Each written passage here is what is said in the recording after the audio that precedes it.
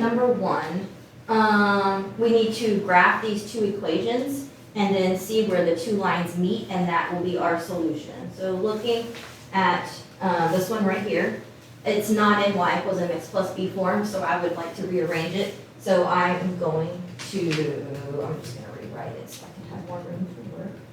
I'm going to move the x over to the other side. That leaves me with 2y is equal to negative x minus 4. And in order to get y by itself, I'm going to divide everything by 2.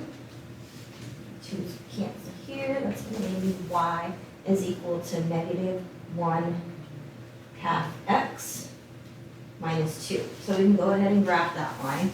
So our first point is going to go at our y-intercept at negative 2.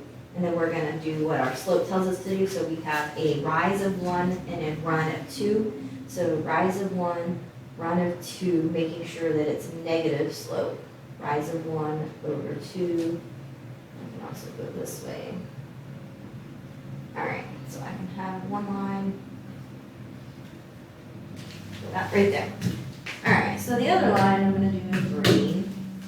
And it's this one right here. So I'm going to go ahead and rearrange that one as well.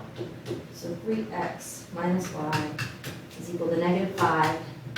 Subtract the 3x over. That's going to leave me with negative y is equal to negative 3x minus 5. And notice that my y is still not by itself, so what I'm going to do is divide everything by a negative 1.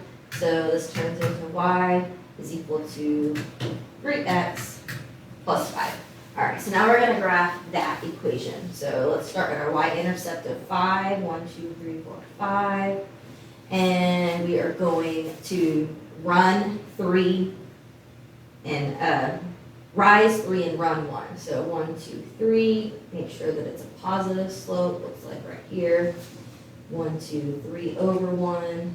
1, 2, 3 over 1. Here's my line, and I can clearly see right here at this point, my two lines intersect. So that point is at negative 1, 2, and down 1. So that point is at negative 2, negative 1. So my solution is negative 2, negative 1. All right, so taking a look at the question number 2. I'm going to erase this stuff. All right, so this one right here is already in y equals mx plus b form, so we can go ahead and graph that one. So we're going to put our first point on negative 5.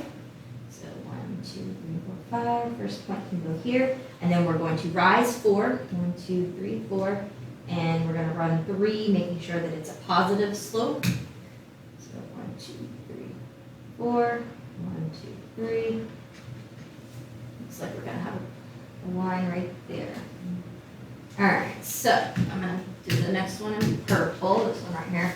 I'm going to rearrange it to put it in the y equals mx plus b. So I'm going to subtract 4x over. That's going to give me 3y is equal to negative 4x plus 0. You can add it if you want to. And then you're going to divide everything by negative 3. So this turns into y. Two negatives make it a positive. So it actually has a positive 4/3 slope. And it has a y-intercept of 0. So start on our y-intercept of 0, and we can rise 4. 1, 2, 3, 4. And we can run 3. 1, 2, 3. And then we can go down 4. 1, 2, 4. And 1, 2, 3. And drop our line.